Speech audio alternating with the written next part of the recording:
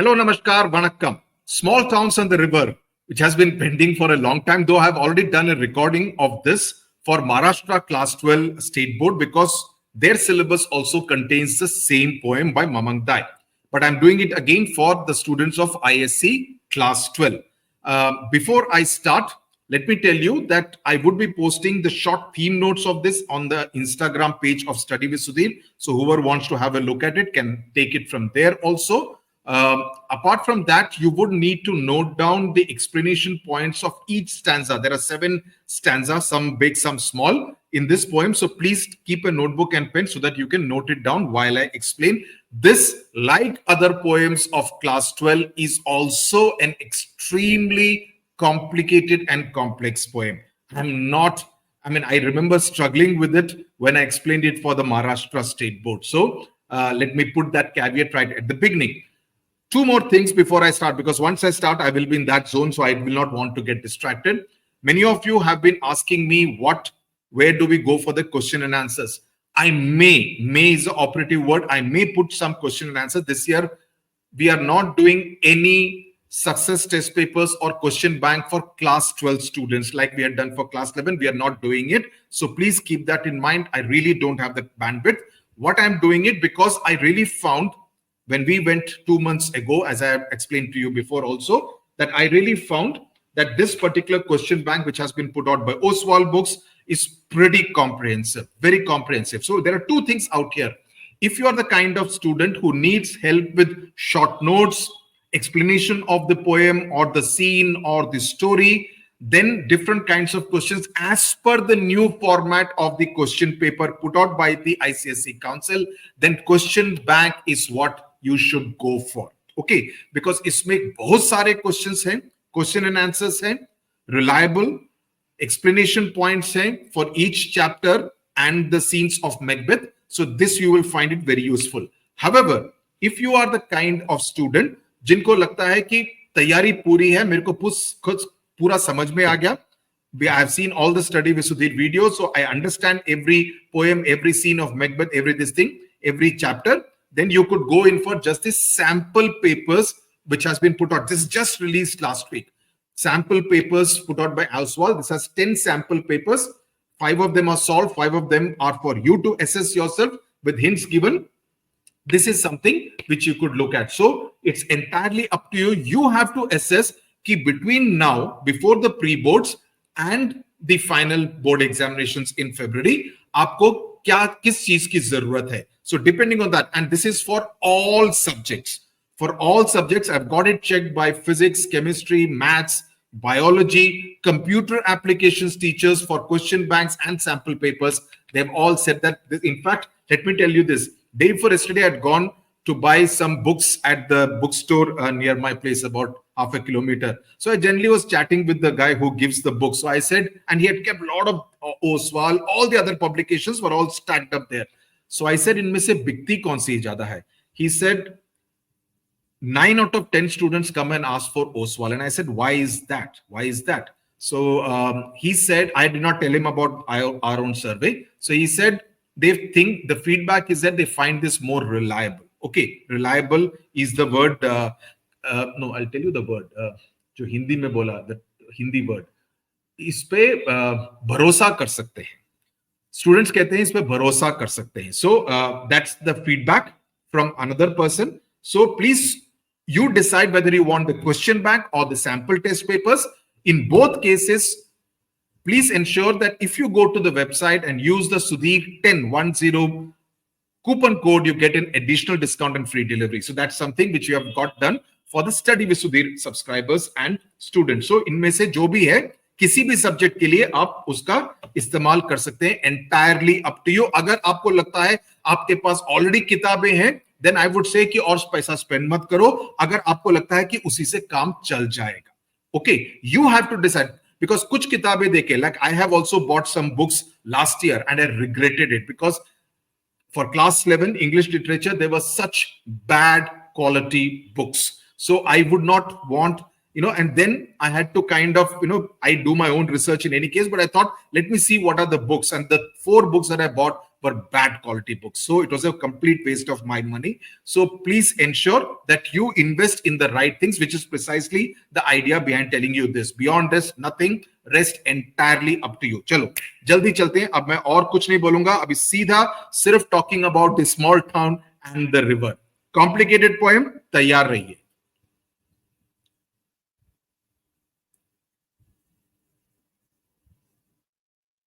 चलो तो small towns and the river. Now about the poet. Please read the box. Many students ask कि क्या box में से questions आते हैं. MCQ format है, कुछ भी आ सकता है. लेकिन जब आप poet के बारे में पढ़ेंगे, it will give you an idea about what kind of writing she has done in the past and what kind of writing to expect. That's what you really gain from reading the box. Otherwise, I'm giving you this short note so that you will find it easy. But short notes don't say कि मैं पढ़ लूंगा. समझ लो, because even the short notes are complicated. So this particular poem is taken from a collection of poems called The River Poems, published in 2004. Now, what's the poem about? Now, this particular poem explores the theme of mortality. Mortality means life and death. The feeling of death is there. Eternity there. Nature and spirituality. So, इसमें से अगर देखो, तो this particular word and this particular word is very important, especially 1 and 2. इस पर ध्यान दीजिए. Okay, this entire poem is going to be about this. The poet uses the symbol of the small town to represent death, while the river represents life and eternity. The river keeps flowing. Okay, the river keeps flowing, whereas the small town is used as a representative of death in this particular poem. Now, the poem begins with the poet stating that small towns always remind her of death. And we will know why she's saying that. Because she describes the town as weeping and mourning because someone or the other has died. And she kind of, the phrase she uses is shrine of happy pictures. Shrine, we generally use it in a positive sense. Shrine matlab any religious place जहां पर आप प्रार्थना करने के लिए जाते हैं. A temple, a church, a mosque, a gurdwara. Okay, of happy pictures. But they have been stained with dust. Okay, तो उसमें एक तरह की, I will not want to use the word gandagi, but they have been smeared. They are not as pure and pristine as they should be, right? Because when you go to a temple, you expect to see a place which will be pure and which will provide you with a lot of peace. That's unfortunately not the case, as she uses the phrase out here. So poet then goes on to describe the river, which she says is alive, in contrast, and ever flowing. When you go and sit beside a river, you always feel that there is life out here, right? So she compares the river to a soul, yani ki atma, which is free and eternal. Now, juxtaposition means the contrast. The contrast that she's making between the small town and the river, it is the contrast between death and life. Impermanence means something which will end and something which will go on forever. So the poet seems to be suggesting that while small towns are associated with death and decay means, gradually you keep kind of falling apart. The river symbolizes the eternal cycle of life, ki hamesha behti rehti hai. The river is also a symbol of nature, obviously, and spirituality, which we will find towards the end of the poem. And it provides the poet with a sense of hope and renewal. Ki kuch ummeed ho sakti hai from the river. Now, if you see this, you will get an idea. You have the river flowing like this. This is not a very big town with a few hundred houses out here. So it's a small town and this is a river and you see the mountain and the valley out here. Okay, just to give you a visual idea. Now, in the final stanza of the poem, which is very important, the poet returns. She starts with the town. She goes on to the river and then she returns to the small town. And she says the town is also a place when people come to die. A very morbid thought. I felt frankly speaking, I felt very depressed reading the poem. She also acknowledges it as a place where people are born. Okay, कि जहां लोगों का जन्म होता है. The poet concludes by saying that life matters like this.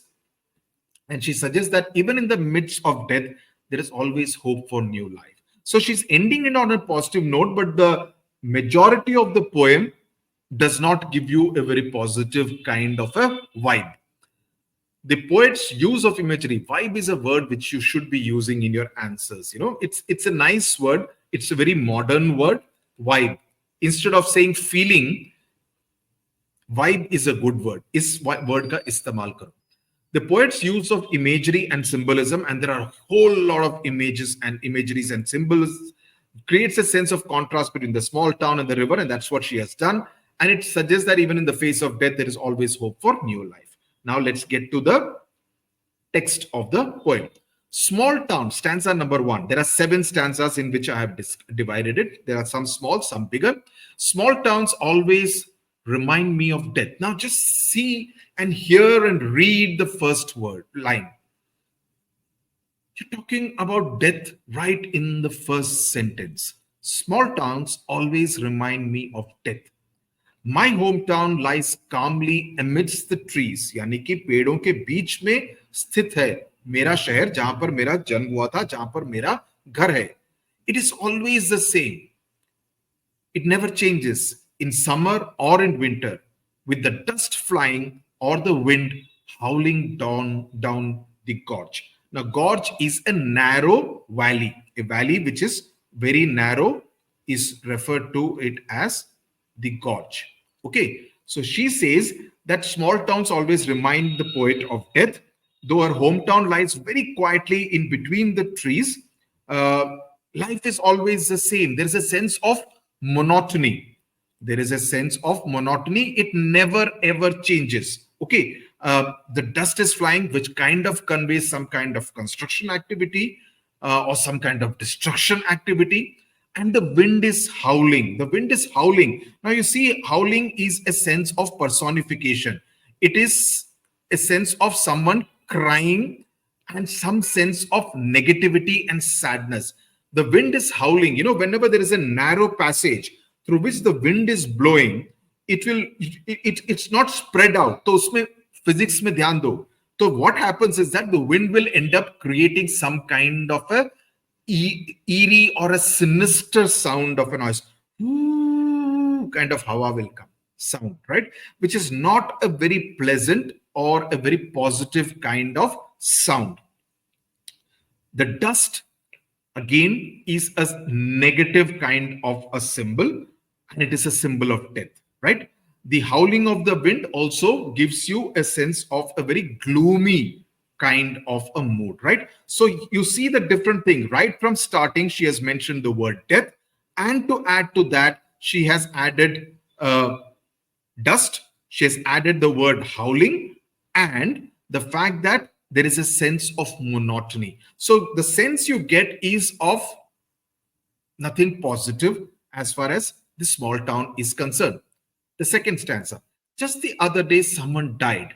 Again, death. In the dreadful silence, we wept. You see the negative imagery, visual and auditory imagery, which is being continuously reinforced. Dreadful, which means not daravna, but something which is unpleasant. We wept. Weeping, again, a negative kind of imagery. Looking at the sad wreath of tuberoses. Wreath is that thing which you keep when you are paying condolences to someone who has passed away, right? The flower wreath like this, the round color ka hota hai, usko beech mein jaake rakhte hain na, on the body. So that is called wreath. And tuberoses are the flowers that are used on a dead body. Okay, so that's what. So this again is adding to the imagery of death. Life and death, life and death. Okay. Only the rituals are permanent, right? So the rituals, anyone dies, you perform the same rituals. So the rituals are permanent. The rituals don't die. The persons only die. So the theme of death in the second stanza, someone died, makes it seem like it's an usual occurrence. ये हमेशा होता रहता है. Ye quite regularly people seem to be dying in this small town. So it is followed by mourning. Dreadful silence means you observe silence, 2-minute silence, 5-minute silence in memory of the person who has passed away.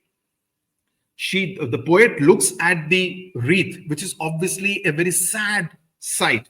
because of the flowers that are used, the white color flowers that are used. And she thinks of the cycle of life and death. And she knows that both life and death are temporary, but the rituals that follow are the ones which are permanent. Okay, so we usually say, there is this line, there is nothing permanent apart from birth, death, and taxes. Okay, that birth is pakka, death is pakka, and the fact that you have to pay taxes is also pakka. Okay, so the last line basically, only the rituals are permanent, indicate a sense of disillusionment with life after people die. People die, people perform rituals and say alvida, say goodbye, right? So what has the first two stanzas done? Now, because the next we will be moving on to the river.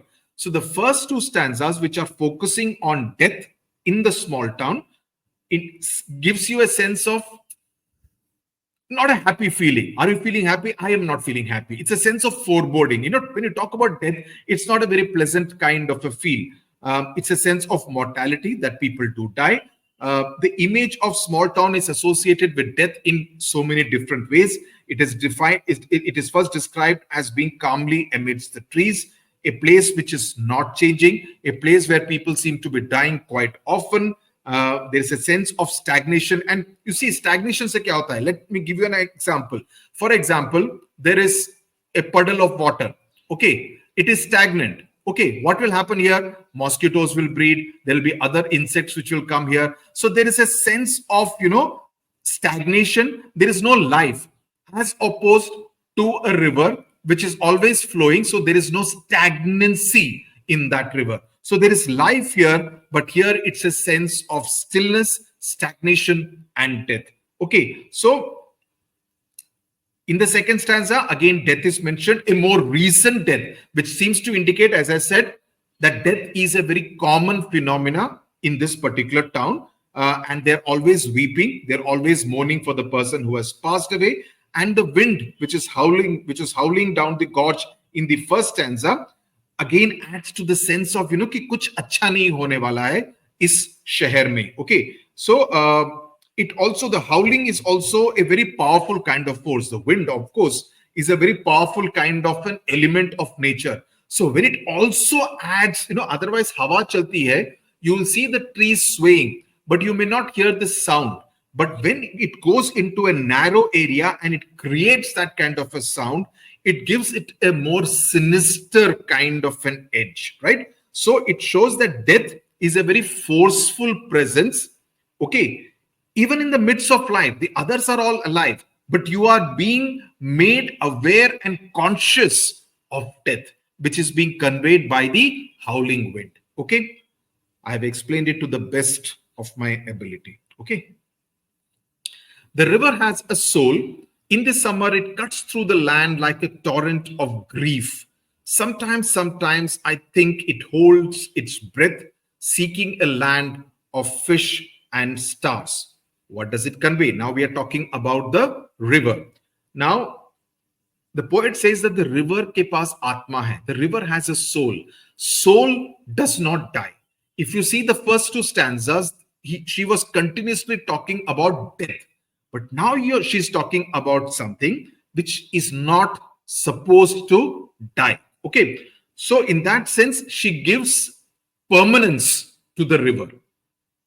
River के पास आत्मा है जो कि आत्मा हमेशा जीवित रहती है. Whereas small towns, we were continuously being told about death, okay, and mourning. So she talks of the river flowing through the land in the summer months in grief. Why? Because the river level goes down, the water sometimes completely dries up, and that's a moment of grief because the river in the summer months does not quite flow as well. So she says that, the river would want that there should be full of water and it should be a land of fish and stars. Okay, because the fish is not something which is going to be stationary. The fish keeps moving all over the place, right? So the fish has a sense of life, right? So, and stars makes it seem as though the stars which will shine in the river, which will seem as though the river is also some kind of an exploratory body. Okay, it's also shining and the stars can be seen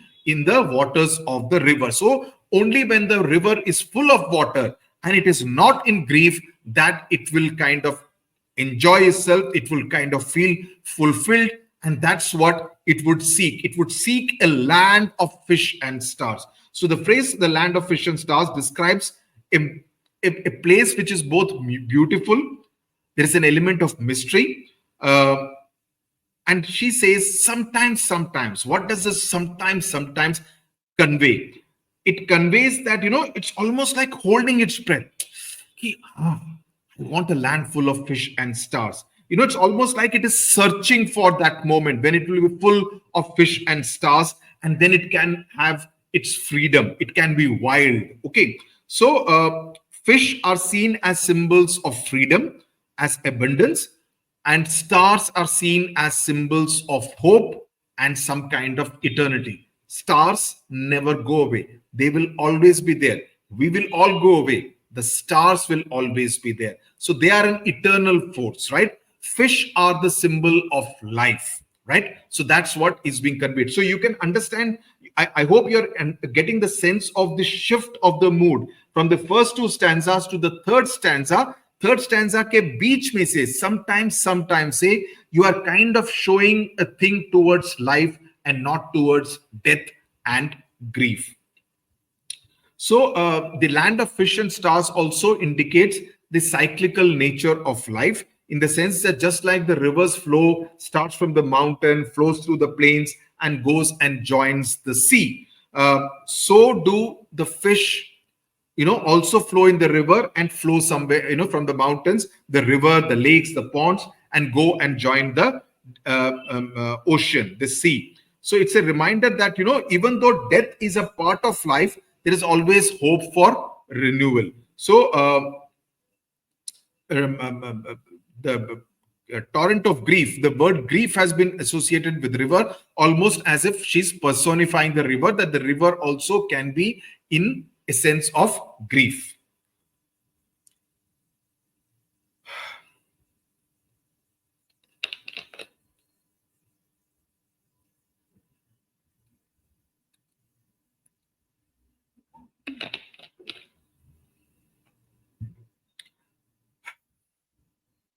The river has a soul. The fourth stanza continues with the river. It knows stretching past the town from the first drop of rain to dry earth and mist on the mountain tops. The river knows the immortality of water. That's why I drank water. So the poet says that the river has a soul.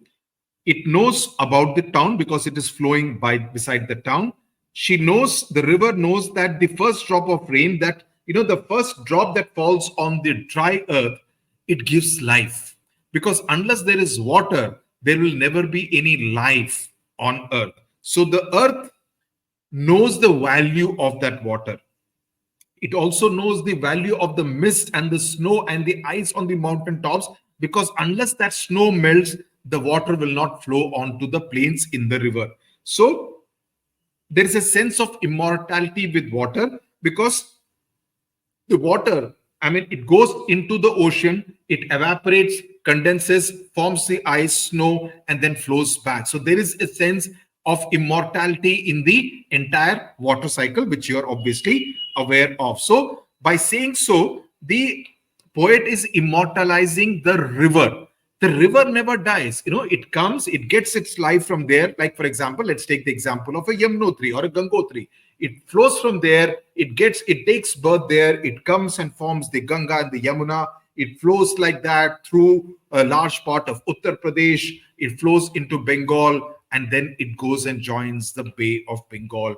The water evaporates and goes back onto the Himalayas, and the cycle starts all over again. So the river, in that sense, remains immortal, right? So the river's soul, which is why she's saying the river has a soul. So what does it mean? The river soul is a symbol of the interconnectedness of life, that the river is both a product of the land on which it flows, and it is also a product of the force by which this is happening, the entire water cycle by which water is fed into the river. So this whole water cycle is kind of giving you an idea that there is a larger cycle which is at play. There is a, we are all part of this larger whole. So it also gives hope because it flows endlessly throughout. And it's also a sense of mystery because there is a depth. We don't know exactly at every level what is there inside the river. So, there is a sense of mystery in the way the river flows.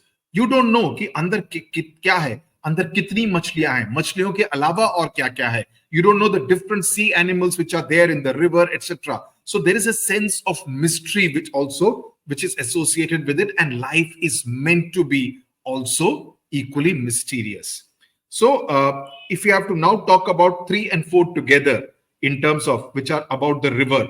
So 1, it's about the immortality of the river, the fact that river has a soul, the fact that it is seen as a living being with a soul, which is why we are talking about the immortality. It's also, in our this thing, whenever we are doing any pujas, especially in the Hindu religion and many other religions, you always offer water, right? So water is an essential element of the way we also pray, right? It is associated with various cultures, and it is said to cut through the land like a torrent of grief, which suggests that it can bring both sorrow. When water is not there, it will bring sorrow. But when there is water, when there is fish, and when it reflects the stars, it will be full of joy as well. So that's what the 3rd and the 4th stanza convey. A shrine of happy pictures marks the days of childhood. Small towns grow with anxiety for the future. Now she's going back to the small towns. The dead are placed pointing west when the soul rises. So childhood, what is childhood? Childhood is the beginning phase of your life, right? That's what is, you would say the most happy phase because you are a happy-go-lucky child. Shrine means a holy place where the poet is reminded of the purity of the soul by the happy pictures of one's childhood, right? Because childhood memories, childhood pictures are also associated with happy moments, with happiness. So childhood is a temple. Just to say shrine, temple, any kind of religious place is like a temple of happiness, of happy moments which have been captured in pictures. Okay, that's why she's calling it a shrine. The shrine of small happy pictures describes the memories of childhood. The poet writes that the days of childhood are a shrine of happy pictures, which means to say that these memories, she considers what? She considers them as sacred, something very, very dear, something which is extremely precious. Small towns grow with anxiety for the future. So the phrase suggests that the memories of childhood are fragile and precious. So just as a shrine can also be destroyed, so can the memories of childhood be destroyed or lost. Okay, so the poet is trying to tell you that, you should always cherish your childhood memories. It's important. It's important to be a child always. Learn a few things, enjoy the moment. So always ensure that apne andar, Hindi mein bolte hain na, even English you have the same phrase, that keep the child in you alive. That's very important. When you dance, okay, there should be an element of joy, just like a child dances without bothering whether the steps are perfect or not. Or when a child sings, it should not matter because the moment of joy is what is more important. So that's what she's trying to convey. Then she immediately comes to small towns and the contrast comes. Small towns grow with anxiety for the future. That they grow with anxiety about the future because they are thinking about the impending death, impending end, impending demise. So the next lines talk about the eternity of the small. Small towns grow with anxiety for the future, and the future is bleak. The dead are placed pointing west when the soul rises. So the soul will rise from the mortal remains, the dead body, and walk into the golden east. Now, this was a belief in the tribes from where Mamang Dai comes. So in Arunachal Pradesh, that, it's a traditional belief in some cultures, including this Adi tribe of Arunachal Pradesh. Adi tribe, from to which Mamang belongs, that the soul after death travels in the western direction. Okay, and then rises into the east. So it starts towards the western direction. I am pointing right because the western direction is towards there, and then travels to the eastern direction, okay, towards the sun. So the belief is based on the observation that the sun sets in the west and rises in the east. So basically trying to say that the mortal remains में से soul निकल के it will go into the house of the sun, and this revives this thought. Even though she started with extremely pessimistic thoughts in the beginning of the poem, this kind of a thought that it is going to the house of the sun, it kind of gives renewed energy to the poet. So the poet use of this belief in her poem suggests that she is drawing on her own cultural heritage, on her own cultural beliefs, to explore this theme of death, and more importantly, write this in your notebook, afterlife. कि मौत के बाद, उसके बाद का जो जन्म नहीं, उसके बाद की जो जिंदगी कोट एंड कोट रहेगा, आफ्टर लाइफ, उसके बारे में she is focusing. So the poet is suggesting that the dead are placed pointing west, so that the souls are able to find their way to the east, to the house of the sun. And it also suggests that the poet believes in afterlife, after death, that the soul continues to exist even after the body has come to an end. When the time of the body has come to an end, when the soul rises, it will walk into the golden east, the house of the sun, into the house of the sun. So it is this part of the poem is giving you a sense of hope. It is giving you a sense of renewal. It is giving you a sense that the dead will be reborn into a new life, after death. In the cool bamboo restored in sunlight, life matters like this. Now, the poet believes that the life is like the sunlight that warms the cool bamboo. Bamboo मालूम है ना, जो पतले पतले इस तरह से होते हैं, with marks like this. Okay, marks like this.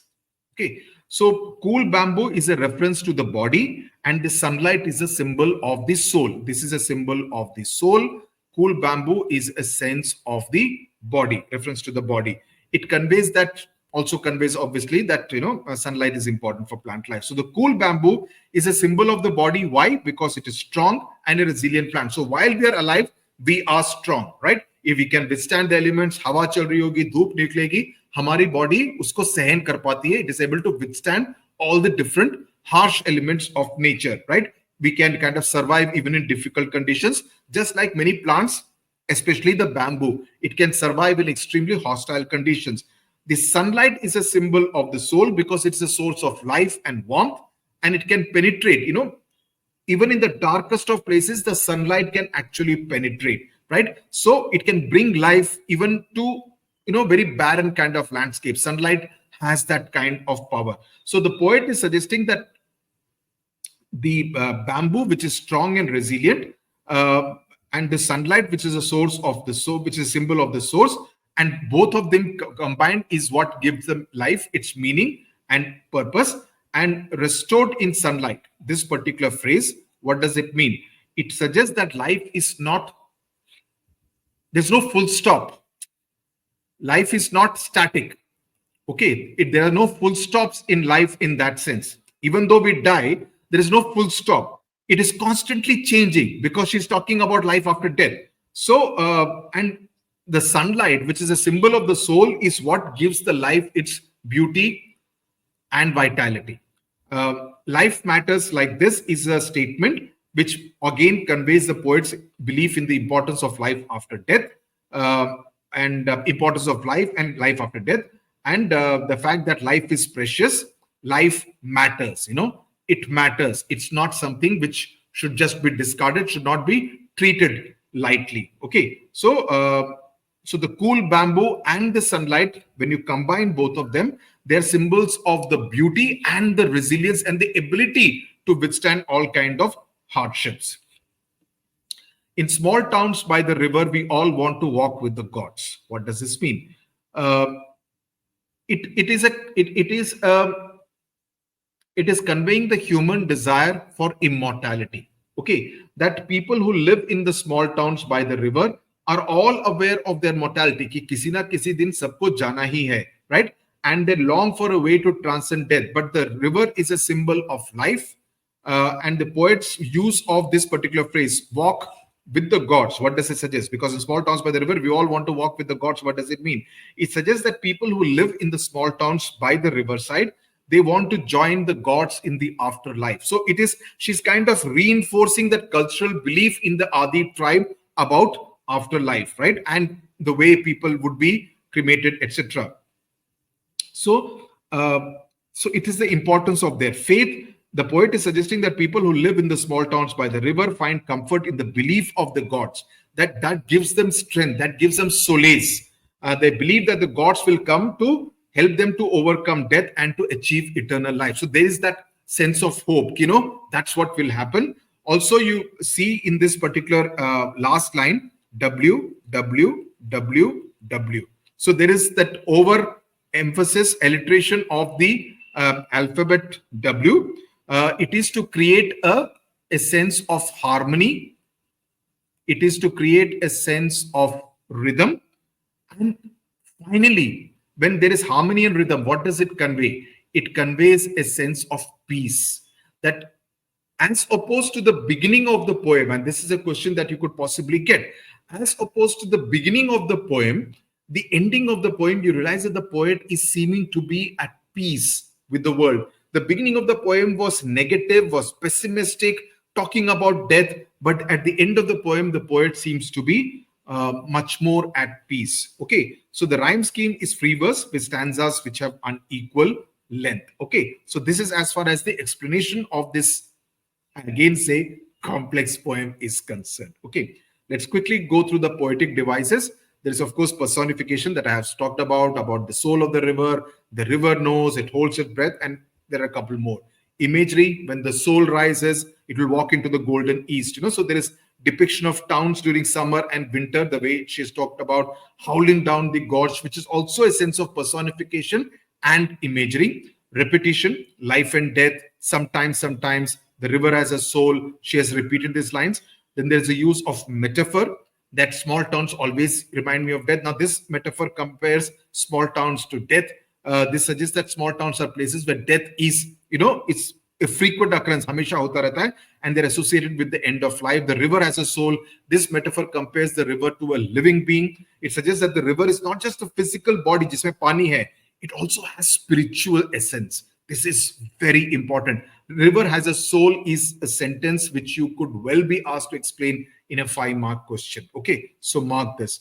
The river knows the immortality of water, compares it to the eternal cycle, which I've explained, that the river is a symbol of hope and renewal. The dead are pointing west. Again, the setting sun, and then the dead are on a journey to the afterlife, to the house of the sun that is moving towards light. In the cool bamboo, life to cool bamboo and sunlight. This suggests that life is precious and it should be cherished. So she ends it on a more positive and, let's say, a little more cheerful as compared to the beginning, that life should be appreciated. Then there is antithesis which has been used, which juxtaposes two opposite ideas. So with this, we come to the end of this particular poem's explanation. Isko ek do bari देखना पड़ेगा, समझना पड़ेगा, notes लेने पड़ेंगे, notes को बार-बार पढ़ना पड़ेगा. उसके बाद you can look at all the different question and answers so that you are completely prepared as far as this particular poem is concerned. Thank you very much. Tata. Bye-bye. Namaskar.